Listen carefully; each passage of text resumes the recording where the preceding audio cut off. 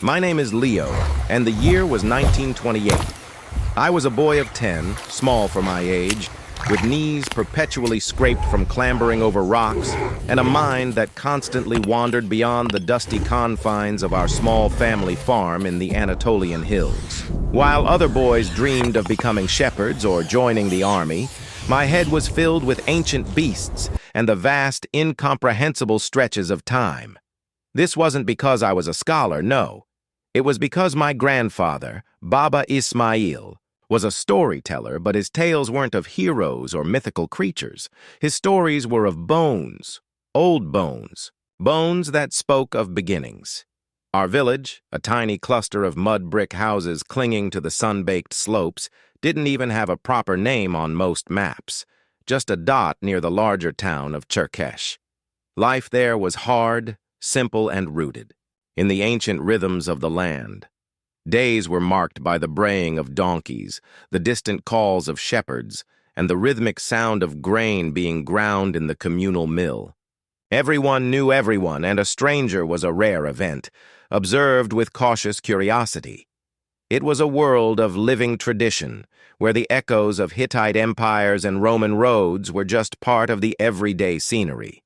But for Baba Ismail, and, by extension, for me, the true history lay far, far deeper, in the very earth beneath our feet. Baba Ismail was not an educated man in the formal sense. He couldn't read or write much, but his hands knew the land with an intimacy that surpassed any textbook. He had a sixth sense for where the earth held its secrets, especially its ancient ones. For decades, he had quietly collected odd, fossilized fragments from the surrounding hills. Strange teeth, pieces of petrified wood, oddly shaped stones that, to his eye, held the distinct imprint of creatures long gone. He called them the whispers of the old world. He never sold them, never sought fame.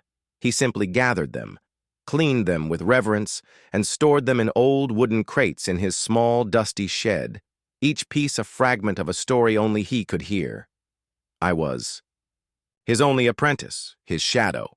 From the moment I could walk, I followed him on his long, slow treks across the hills, my small fingers learning to differentiate the texture of ancient bone from ordinary rock, my eyes learning to spot the subtle glint of fossilized enamel. While other boys chased stray sheep or learned to mend fences, I was learning the silent language of geology, the painstaking patience required to uncover a hidden past. My playground was the vast, arid landscape around Cherkesh, a place where the wind sang old songs and the earth held its breath. The summer of 1928 felt different. A tension hummed in the air, not unlike the swarming of bees around a blossoming thistle, but deeper, more significant.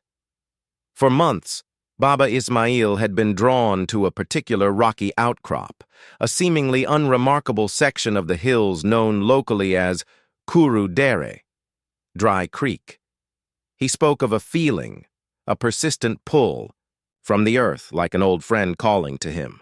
He spent countless hours there, not digging with picks and shovels, but patiently walking, observing, running his calloused hands over the exposed rock faces, listening to the silent whispers of the stone. I would accompany him, silently observing, his ritual. The Kuru Dere was a desolate place, scarred by ancient water erosion, revealing layers of reddish-brown clay and brittle sandstone. It wasn't the kind of place where you'd expect to find much, just endless sun-baked rock. But Baba Ismail's eyes, weathered and sharp, saw something more. I remember the day it happened with a clarity that still brings a shiver to my skin. It was a scorching August afternoon, the kind where the very air seemed to waver with the heat, and even the shadows felt too thin to offer true relief. We had been at Kuru Dere since dawn, Baba Ismail painstakingly examining a new section of exposed clay, his face beaded with sweat, his concentration absolute. I was nearby, amusing myself by skipping flat stones across a dry riverbed, when I heard his exclamation, a sharp, almost guttural sound that cut through the droning hum of the cicadas. "Leo! Come here! Quickly!" His voice was low, trembling with an emotion I rarely heard from him, a mix of profound awe and almost reverent fear. I scrambled over the loose stones, my heart hammering against my ribs, kicking up clouds of red dust. He was kneeling, his face streaked with dirt, his eyes wide, fixed on a spot in the rock face. He pointed a trembling, soil-stained finger, and there it was. Not a complete skeleton, not even a skull, but something far more significant in its implication, a jawbone. Not just any jawbone, but a robust, primitive jawbone, clearly human-like in its overall form, embedded in the ancient clay. Its molars were thick, worn, and distinctively shaped, different from any animal teeth I had ever seen, yet uncannily familiar. "Look, Leo," Baba Ismail whispered, his voice barely audible, his eyes shining with an almost childlike wonder. "The teeth, the way they are set. This is like us. But so old, older than any man I have ever known. This is a whisper from the first men, perhaps." He spoke of it with a spiritual reverence, a connection to ancient ancestors rather than scientific classification. He didn't know the word hominoid, but he knew what he was seeing. My young mind struggled to fully grasp the enormity of the discovery, but I felt its power. The air around us seemed to thicken with unspoken awe. This wasn't just a bone. It was a fragment of the very beginning, a lost piece of the human story, right here, in our hills. Baba Ismail, with a care that surprised me in its delicacy, began to excavate around the jawbone, using a small, sharp shard of rock and his own gnarled fingers, his movements precise and filled with a silent veneration. The other diggers, few as they were, sensing the profound significance, gradually gathered around, their usual chatter silenced, their faces etched with a shared sense of wonder and curiosity. Over the next few weeks, the excavation became an intense, almost sacred pursuit for Baba Ismail. More fragments emerged from the stubborn clay, a few more molars, pieces of what looked like a palate, a part of a cheekbone. Each discovery was treated with the reverence of a holy relic. Baba Ismail, working tirelessly from dawn till dusk, carefully cleaned them with brushes made of goat hair, sketched their forms onto rough paper with charcoal, and muttered to himself, in low ancient Turkish, as if communicating with the very spirit of the earth. He believed the earth was speaking, revealing its long-held secrets. The implications of the find, though unknown to us in scientific terms, were immense. Baba Ismail instinctively understood its significance. He believed this was evidence that the first humans had walked on this very land, not in some faraway mythical place. This jawbone, with its human-like teeth, was a direct link to the most ancient lineage of our kind. He called it Ilk Insan Chenesi, the first human jaw. The simplicity of his naming spoke volumes about his profound conviction. He decided that this discovery, unlike his other quiet collections, could not remain a secret. He knew it belonged to everyone, especially to those who sought to understand where we came from. He cautiously sought out the local schoolmaster, an educated man who sometimes read foreign newspapers, and presented him with the fragments.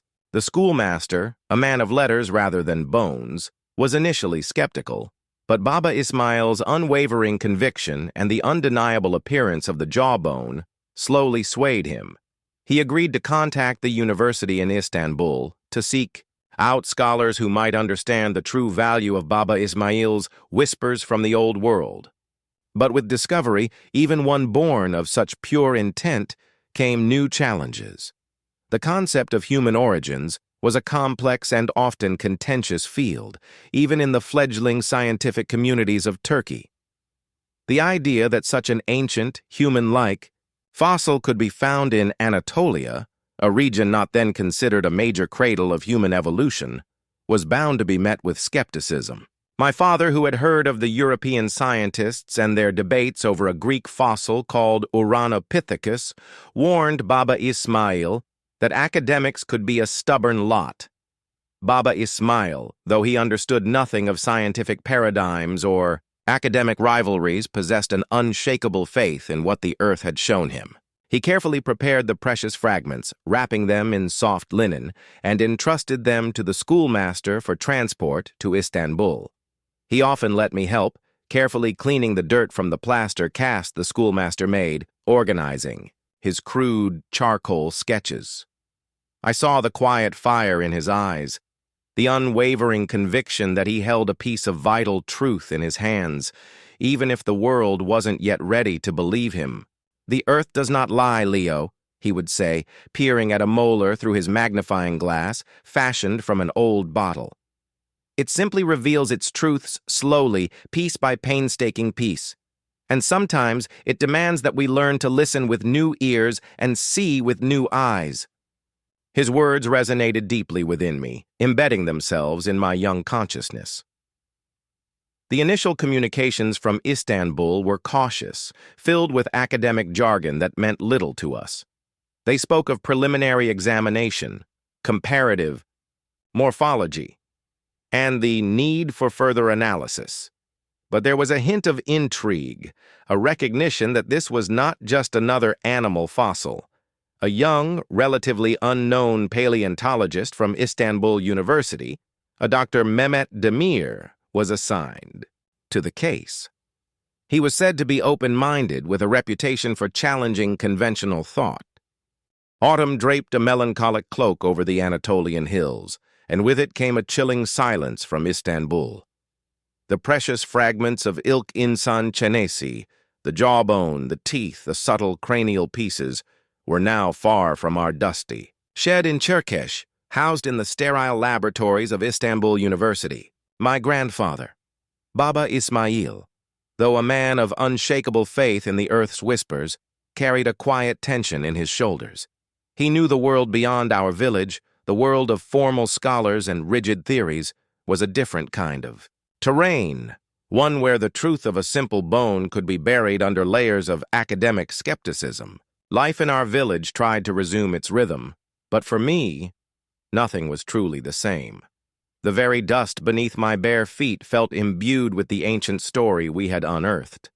I'd spend hours wandering Kuru Dere, the dry creek, imagining the vast, vibrant landscape, 6.5 million years ago, a sprawling, humid forest teeming with unfamiliar life, where creatures resembling Ouranopithecus, my grandfather's first human jaw, might have moved through the undergrowth, their robust teeth crushing tough plant matter.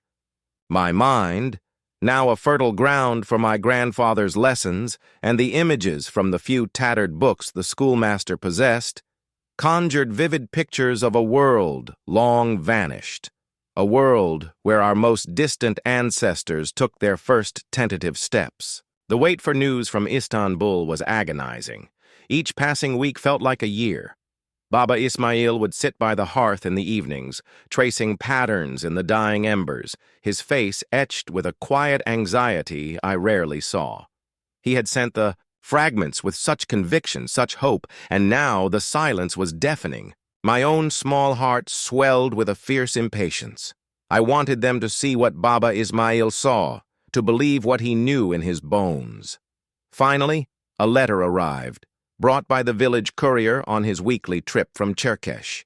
It was addressed to the schoolmaster, a thick envelope bearing the seal of Istanbul University. Baba Ismail waited, his gnarled hands clasped tightly, as the schoolmaster, spectacles perched on his nose, carefully broke the seal. The letter was from Dr. Mehmet Demir, the young paleontologist assigned to our case. The schoolmaster read it, slowly, translating the formal Turkish into simpler terms for Baba Ismail. At first, the words were cautious, academic, Dr. Demir confirmed the extraordinary age of the fossils, dating them to the late Miocene epoch, placing them around 6.5 to 7 million years old. This in itself was a significant finding for Anatolian paleontology. He spoke of the remarkable preservation of the fragments and acknowledged their peculiar morphology. But then, the language shifted. Dr. Demir noted the robust nature of the jawbone, its thickness and strength. He meticulously described the distinctive cusp patterns of the molars, noting their striking similarity to those found in later hominins, including early humans. He also acknowledged the size and shape of the teeth, which were larger and more rounded than those of typical apes from that period.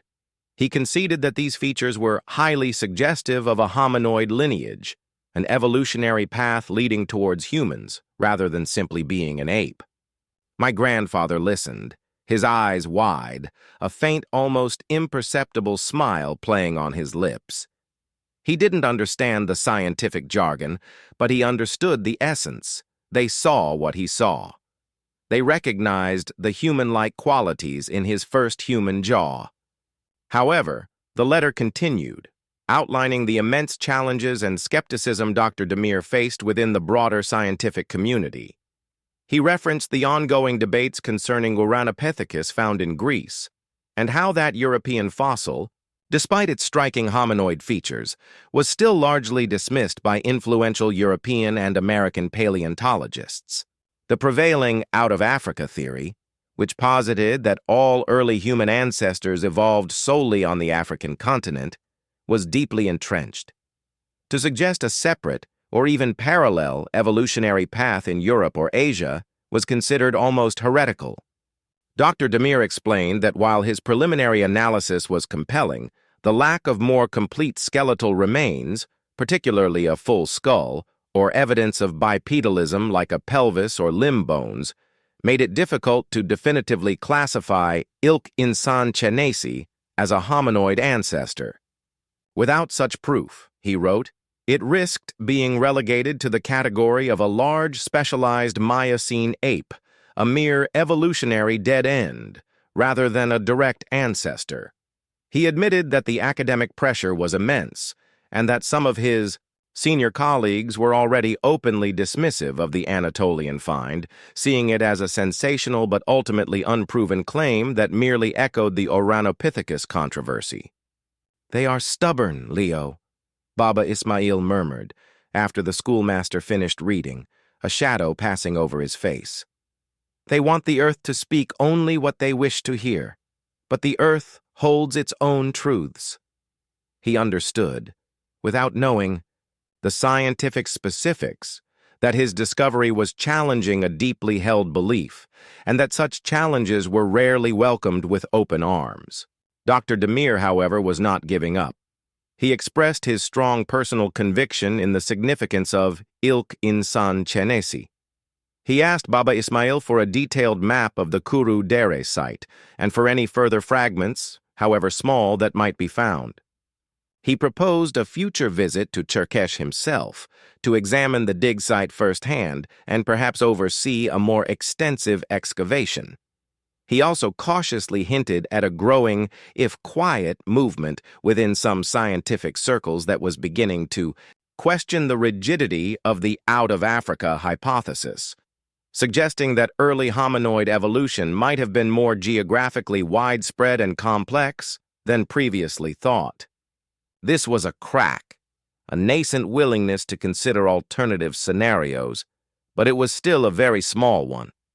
My grandfather spent the winter months preparing for Dr. Demir's potential visit.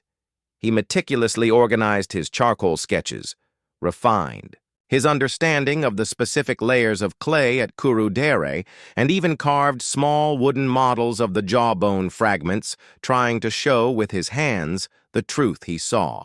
He would often explain to me, using simple analogies, the differences between apes and humans, focusing on the teeth, the jaw, the way they moved, the tools they might have used. "The ape," he'd say, holding up a crude carving of an ape jaw, "eats the hard nuts with a crushing bite. Its jaw is long, strong for tearing. But the man, He'd hold up his carving of ilk insan chenesi. The teeth are different, more rounded, for grinding, for preparing food, and the jaw, it is shorter, thicker for strength here, where the muscles would hold the head high like this. He'd straighten his back, looking up at the sky. He was instinctively describing features associated with a diet shift and a more upright posture, features that distinguished hominoids. He taught me patience, the kind of patience only the earth demands. The truth reveals itself slowly, Leo, like a seed breaking through rock. You cannot rush it, but you must always be ready to see it. He also taught me the importance of observation, of trusting my own eyes and instincts, even when others disagreed. The scholars, they have their books. But the earth, Leo, it has the real story, and it will tell it to those who listen. As spring approached, bringing with it the scent of wild thyme and the promise of new excavations, the schoolmaster received another letter. Dr. Demir would indeed be coming to Cherkesh in early summer. Not alone, but with a small team of his own students. He proposed a collaborative excavation, combining Baba Ismail's intimate knowledge of the local land with his own scientific methods. It was a moment of profound validation for my grandfather. His whispers from the old world were finally going to be heard, truly listened to, by someone who understood their language. My father, who had followed the Ouranopithecus controversy from afar, was initially wary of the new collaboration. He had seen how academic politics could overshadow genuine discovery. But after reading Dr. Demir's detailed plans and learning of his reputation for open-mindedness, his skepticism softened. Perhaps, he mused, this young Turk, this Demir, is a different kind of scholar. One who seeks truth, not just confirmation, and if so, your Baba Ismail has found a true ally. I watched my grandfather, his eyes gleaming with a quiet fire. The fight for ilk insan chenesi was far from over, but the tide was turning. The initial cautious intrigue from Istanbul had blossomed into a tangible partnership. The Anatolian jawbone, discovered by an unlettered villager with an innate connection to the earth, was about to take its place on the international stage, challenging the very narrative of human evolution. The question, did Ouranopithecus mark the start of human evolution? Now had a fascinating Anatolian counterpoint, and I, Leo, was about to witness history unfold, right here in the dusty hills of Cherkesh. The earth, indeed, was preparing to speak louder than ever before. Spring unfurled across the Anatolian hills like a vibrant tapestry, bringing with it not only the fragrant blossoms of wild thyme and the distant bleating of newborn lambs, but also the palpable sense of a new beginning for Baba Ismail. The letter, from Dr. Mehmet Demir, confirming his imminent visit to Cherkesh, was more than just a piece of paper. It was a beacon of hope, a validation of my grandfather's unwavering belief in the whispers of the old world. The quiet tension that had clung to Baba Ismail through the long winter months now eased, replaced by a radiant energy that seemed to infuse every step he took. He spent the weeks leading up to Dr. Demir's arrival in a flurry of activity, despite his advanced age. He revisited the Kurudere site countless times, his eyes scanning every rock, every shadow, as if preparing the earth itself for the scholarly gaze it was about to receive.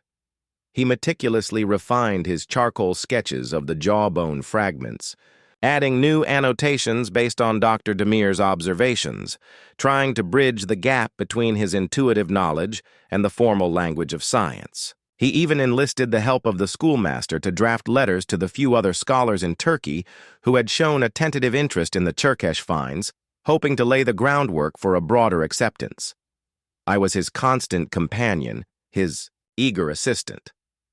My hands, once just small and curious, were now learning the precise movements of a budding paleontologist. I helped him organize his notes, carefully transferring his charcoal sketches onto cleaner paper, my own fingers developing a feel for the contours of the ancient bones. He continued to teach me, using simple analogies that made complex ideas accessible. The way a jawbone could tell you what a creature ate, or how the angle of a tooth might hint at its posture.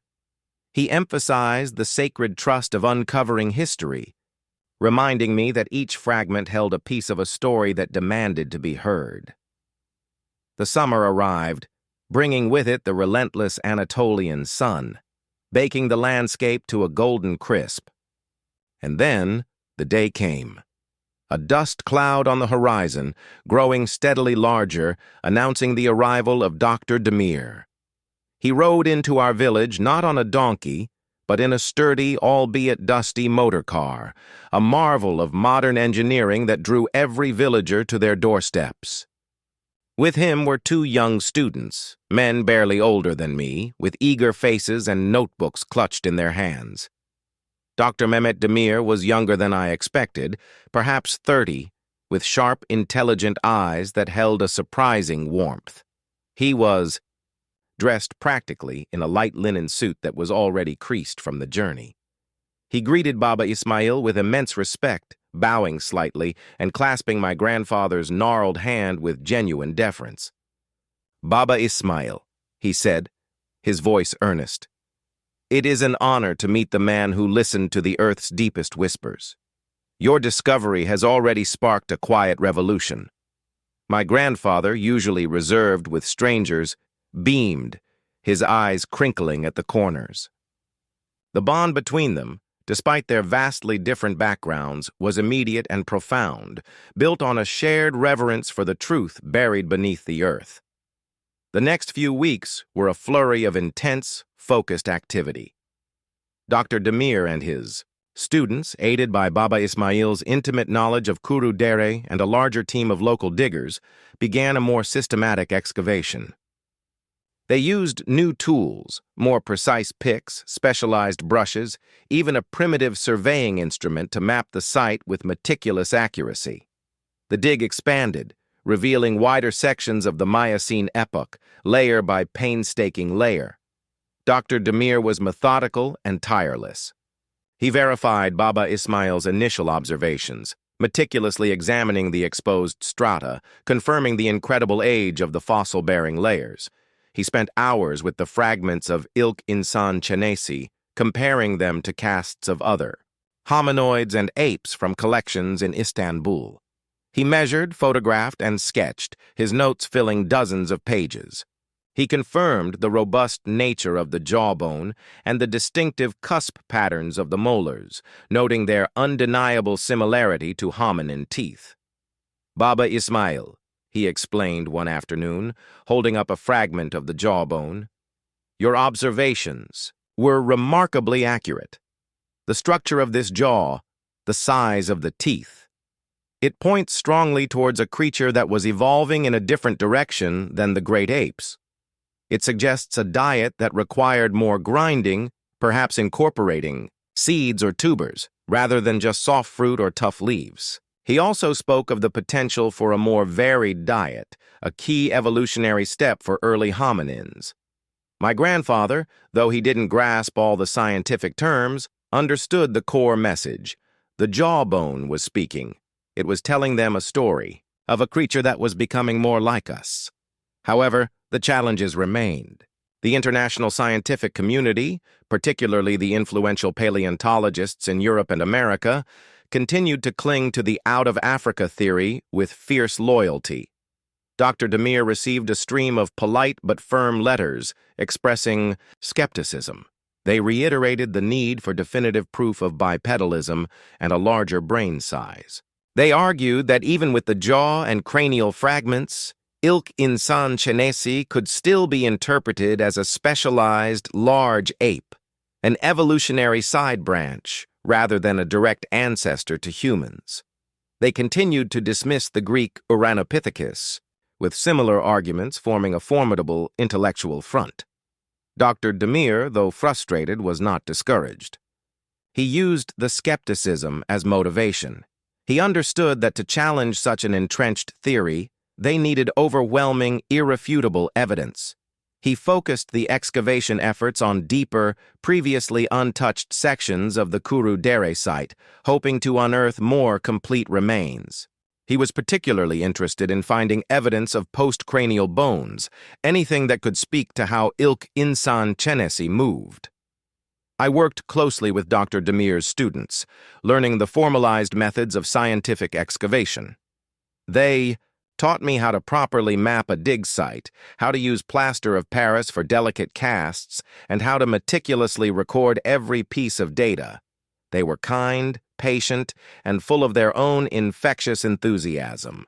We shared our meals together under the vast Anatolian sky, discussing not just fossils, but the mysteries of the universe, the dreams of progress, and the quiet dignity of life in our small village.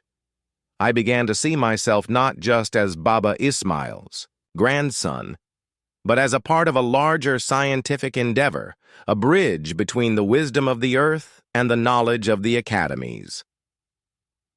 Weeks passed, the summer deepened, the heat intensified, but our resolve did not waver.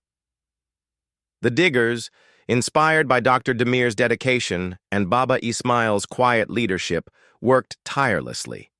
We unearthed more fragments of the ancient Miocene ecosystem.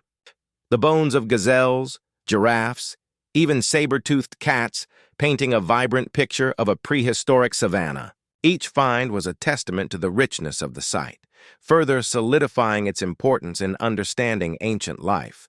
Then, one blistering afternoon, as the air shimmered above the red clay, a shout echoed across the trench. It was one of Dr. Demir's students, a young man named Can, his voice hoarse with excitement. "Professor, Baba Ismail, come quickly! I think we have something." My grandfather and Dr. Demir scrambled towards the source of the shout, their faces etched, with a mixture of hope and trepidation. I followed, my heart hammering against my ribs. Can was kneeling in a newly exposed section of the dark, dense clay, his hands trembling as he pointed. And there, revealed with breathtaking clarity, was a single, unmistakable femur. A thigh bone. But not just any thigh bone. It was positioned in a way that suggested articulation, and next to it, partially encased in the clay, was the faint, unmistakable curve of what appeared to be a part of a pelvis. A collective gasp swept through the dig site. My grandfather dropped to his knees, his hands reaching out, but stopping just short of touching the precious bone. Dr. Demir, equally awestruck, carefully brushed away the surrounding dirt with a fine brush, his movements precise and reverent.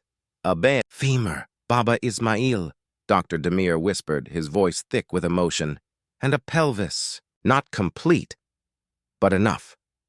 This is the proof we needed. Evidence of bipedalism. This creature, ilk insan chenesi. It walked upright." My grandfather's eyes, usually so keen, were now brimming with unshed tears, reflecting the ancient bone. He reached out slowly, reverently, and placed his gnarled hand gently on Dr. Demir's shoulder. A silent acknowledgement passed between them, a profound understanding that transcended words and formal education. The earth had spoken unequivocally, and it had confirmed what Baba Ismail had known in his heart all along. The discovery of the femur and pelvic fragments was monumental. It offered definitive evidence of a creature capable of walking on two legs, a crucial characteristic that placed ilk insan chenesi firmly within the hominoid lineage, a direct ancestor to humanity. The angle of the femoral neck, the shape of the ilium, all pointed towards a gait that was uniquely human-like, distinguishing it from even the most advanced apes. This was the irrefutable evidence, the definitive answer to the skeptic's most fundamental challenge. The meticulously careful excavation of these bones took days. Every speck of clay was removed with surgical precision, every delicate ridge and curve of the bone documented. As more of the femur and pelvic fragments were exposed, their morphology became clearer, solidifying the evidence for an upright stance. The close of that pivotal summer of 1929, when the femur and pelvis fragments of Ilk Insan Chenesi were unearthed, marked a seismic shift not just for our small team in Cherkesh, but for the entire scientific world. My grandfather, Baba Ismail, though rooted in the ancient rhythms of our Anatolian village, now found his life irrevocably linked to the bustling academic centers of Istanbul, London, and Paris. Dr. Mehmet Demir, his initial skepticism replaced by profound conviction, became his unwavering advocate, a bridge between Baba Ismail's intuitive wisdom and the rigorous demands of formal science. The immediate aftermath of the discovery was a flurry of intense activity. Dr. Demir, recognizing the monumental significance of the bipedal evidence, ensured that the newly found femur and pelvic fragments were handled with the utmost care, encased in plaster casts and meticulously documented. He personally oversaw their transport to Istanbul, where they would join the other Ilk Insan Chenesi remains for further, more exhaustive analysis. My grandfather, though too old for such travels, gave his blessing, his eyes shining with a quiet pride that was more eloquent than any words. Life back in Calathea, however, was no longer quiet. The news initially spread by urgent telegrams, and scholarly letters quickly permeated the public consciousness. Major newspapers in Istanbul and soon in European capitals splashed headlines proclaiming the Anatolian ancestor, the Turkish fossil that rewrites human history, and bipedalism. In the Miocene East, my father, who had followed the Ouranopithecus controversy in Greece with a keen eye, had spoken of the global impact such a discovery would have. Now, it was happening in our own backyard, driven by Baba Ismail's profound connection to the Earth. The influx of interest was staggering. Journalists, eager for a sensational story, descended upon Cherkesh. Our humble village, once a nameless dot on a map, was now a focal point of international attention. They sought out Baba Ismail, fascinated by the story of the unlettered villager who, guided by intuition, had unearthed a fossil that challenged scientific dogma. He met them with quiet dignity, speaking of the Earth's ancient whispers, of the respect due to the old ones buried beneath the soil. He remained humble, deflecting personal praise, always emphasizing that he was merely the Earth's listener. Dr. Demir, meanwhile, became the academic face of the discovery. He presented the findings at packed university lectures in Istanbul, his youth and passion captivating audiences. He drafted meticulously detailed papers for prestigious international journals, arguing with compelling evidence for Ilk Insan Chenesi's status as a genuine hominoid, an upright walking creature that lived millions of years ago. He rigorously addressed the lingering skepticism, presenting comparative analyses of the femur and pelvis that showcased their striking similarities to later bipedal hominins and their clear differences from even the most advanced apes. The core of the debate, he explained in his papers and lectures, revolved around the out-of-Africa theory. This widely accepted paradigm asserted that all early human ancestors evolved exclusively on the African continent before migrating to other parts of the world. Ilk Insan Chenesi, along with the Greek Ouranopithecus, presented a powerful counter-narrative, the possibility of earlier hominoid evolution outside of Africa, perhaps a wider, more geographically diverse evolutionary landscape than previously imagined. It suggested that the evolutionary tree of humanity was not a simple, single trunk emerging from one continent, but a complex branching structure with multiple roots, some of which stretched into Europe and Asia. The resistance from the most entrenched scholars, particularly those in Paris and London who championed the African origins theory, was fierce. They argued that while the femur and pelvis were compelling, isolated finds could be misleading. They posited that Ilk Insan Chenesi might be an example of convergent evolution, where different species evolve similar traits independently, without sharing a direct common ancestor for that trait. Perhaps, they suggested, it was a specialized ape that developed bipedalism independently for reasons unrelated to the human lineage. They continued to demand a more complete skeleton, particularly a skull with a larger brain case, to truly prove its hominoid status and its direct ancestral link to humanity. Dr. Demir understood their arguments, but he also understood the power of the evidence he held. He meticulously addressed each point of contention. He argued that the combination of dental morphology, jawbone and teeth, and undeniable bipedal anatomy, femur and pelvis, was too consistent to be merely convergent evolution. He highlighted the specific angles of the femur, the shape of the pelvic blade, and the detailed cusp patterns of the molars, all of which pointed to a distinct hominoid trajectory. He also emphasized the unique Miocene environment of Anatolia, which may have favored the development of bipedalism in creatures, adapted to both forest and more open woodland environments. The controversy raged in academic journals and at international conferences. My father, though not present for these debates, followed them intently through Dr. Demir's detailed letters. He would often explain the complexities to me, using the plaster cast of the jawbone and his wooden models to illustrate the scientific points. "They argue for a single path, Leo," he'd say, tracing a line in the dust. "But the earth shows us many paths, many beginnings. The truth is more grand, more surprising than their simple line." As the fame of Ilk Insan Chenesi grew, so too did the visits from international scholars to our humble village. Paleontologists and anthropologists from universities across Europe, and even a few from America, made the arduous journey to Cherkesh. They came not to dismiss, but to see for themselves, to examine the Kurudere site, and to speak with Dr. Demir, and most importantly, with Baba Ismail.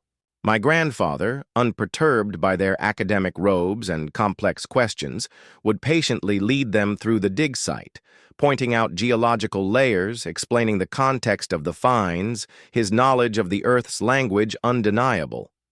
These visits were profoundly impactful. Many scholars, upon witnessing the site firsthand and discussing the evidence with Dr. Demir and Baba Ismail, left with a visibly shifted perspective. While few immediately abandoned the out-of-Africa theory, most conceded that Ilk Insan Chenesi represented a significant, undeniable hominoid presence in Eurasia millions of years ago, forcing a reconsideration of the timing and geographical spread of early human evolution. It was no longer a matter of simply dismissing a Greek fossil, Ouranopithecus. It was now a Turkish fossil, with stronger bipedal evidence presenting a unified challenge. The question became not if hominoids were in Eurasia, but what their relationship was to later African hominins, and whether there might have been multiple, interconnected centers of evolution. One such visiting scholar was Professor Anya Sharma, a renowned paleoanthropologist from a prestigious British university. She spent weeks at Cherkesh, meticulous in her observations and rigorous in her questions. She engaged in lengthy, respectful debates with Dr. Demir, challenging his interpretations, but always with an open mind. She spent even more time with Baba Ismail, fascinated by his intuitive geological knowledge. Her presence brought a new intellectual rigor to the discussions, pushing both Dr. Demir and my grandfather to refine their arguments further. Professor Sharma eventually wrote a highly influential paper published in a leading international journal that acknowledged the strong evidence for Ilk Insan Chenesi's hominoid status and bipedalism. While she maintained a cautious stance on its direct lineal ancestry to modern humans, she argued forcefully that the Anatolian find, alongside Ouranopithecus, necessitated a major revision of the understanding of Miocene hominoid diversity and biogeography. Her paper, coming from a respected figure within the established scientific community, was a turning point, lending significant weight to the growing acceptance of the Eurasian hominoids. It opened doors for further research, for collaboration, and for a more nuanced understanding of our evolutionary past. As the summer drew to a close once more and the dig season neared its end, the Kuru Dere site had yielded more treasures. While a complete skeleton remained elusive, the accumulated evidence for Ilk Insan Chenesi was overwhelming. It was now widely acknowledged as a significant hominoid, a creature that walked upright and possessed dental features remarkably similar to early human ancestors. The question, did Ouranopithecus mark the start of human evolution, had transformed into a broader, more complex inquiry into the origins of hominoids across continents, with Ilk Insan Chenesi firmly positioned as a key piece of that grand puzzle. My grandfather, Baba Ismail, remained in Cherkesh, a local legend, revered for his wisdom and his profound connection to the earth. He continued his quiet collection of whispers from the old world, but now scholars from around the world sought his insights, recognizing the deep knowledge contained within his unlettered hands. Dr. Demir secured long-term funding for the Cherkesh site, ensuring its continued excavation and the careful preservation of its ancient secrets. He remained a fierce advocate for Ilk Insan Chenesi, working tirelessly to integrate its story into the broader narrative of human evolution. And I, Leo, continued to be Baba Ismail's assistant, but my world had irrevocably expanded. The close of that pivotal summer of 1929 solidified Ilk Insan Chenesi's place in the scientific world. Dr. Demir ensured the femur and pelvis fragments were meticulously documented and transported to Istanbul for exhaustive analysis. The news quickly spread, with major newspapers hailing the Anatolian ancestor and Turkish fossil that rewrites human history. Cherkesh, once a nameless village, became a focal point for international journalists, all eager to hear Baba Ismail's story. He met them with quiet dignity, emphasizing his role as the Earth's listener. Dr. Demir championed the discovery, presenting compelling evidence at university lectures and in prestigious international journals. He argued that the combination of dental morphology and undeniable bipedal anatomy defied easy dismissal as mere convergent evolution. Ilk Insan Chenesi, along with the Greek Ouranopithecus, presented a powerful counter-narrative to the out of Africa theory, suggesting the possibility of earlier hominoid evolution outside of Africa. Though some entrenched scholars resisted, the evidence was compelling. My father, who followed these debates closely, explained to me that the Earth was showing us many paths to our beginnings, not just one. As Ilk Insan Chenesi's fame grew, scholars from across Europe and America journeyed to Cherkesh. They came to see for themselves, engaging in intense, respectful debates. Many left with a visibly shifted perspective, conceding that Ilk Insan Chenesi represented a significant hominoid presence in Eurasia millions of years ago, prompting a reconsideration of early human evolution's timing and geographical spread. Professor Anya Sharma, a renowned paleoanthropologist, particularly influenced this shift with her paper acknowledging the strong evidence for Ilk Insan Chenesi's hominoid status and bipedalism, advocating for a major revision of Miocene hominoid diversity. Baba Ismail remained a local legend, revered for his wisdom and connection to the earth. Scholars from around the world sought his insights, recognizing the deep knowledge within his unlettered hands. Dr. Demir secured long-term funding for the Cherkesh site, ensuring its continued excavation, and I, Leo, continued as Baba Ismail's assistant. My world had irrevocably expanded. I had witnessed scientific revolution firsthand, understood the power of evidence, and seen how a humble discovery could challenge deeply held beliefs.